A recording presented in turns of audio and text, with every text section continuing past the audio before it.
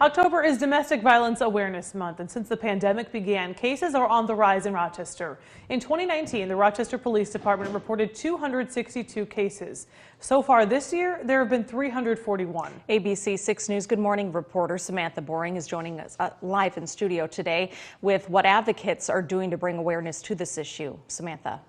Good morning. I spoke with those from Victim Services and the Women's Shelter in Rochester. Every year, the Family Coordinating Council puts up pictures, names, and stories of domestic violence victims.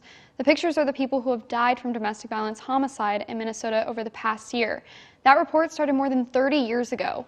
Minnesota was one of the first states to compile these reports, and they've shown more than 700 victims had died from domestic violence homicide over the years. Although annually we display the stories of the victims of homicide to honor them and bring awareness, and although both our organizations, the Women's Shelter and Victim Services, support domestic violence victims every single day, this issue is not getting better. Victim Services says they want victims of domestic violence to know they believe them.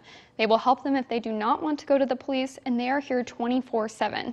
Domestic violence comes in many forms, including verbal abuse, stalking, physical abuse, and controlling behaviors. All tactics, that perpetrators use, against a victim, and that's to maintain power and control, because the foundation of domestic violence is power and control. It absolutely is going on right here, in our own community, and I think maybe the general public doesn't understand or realize the extent. If you know someone who is a victim of domestic violence or know someone who may need help, Victim Services and the Women's Shelter have a 24/7 hotline that is on the Feature Links tab of KAAL-TV.com. Thank you, Samantha.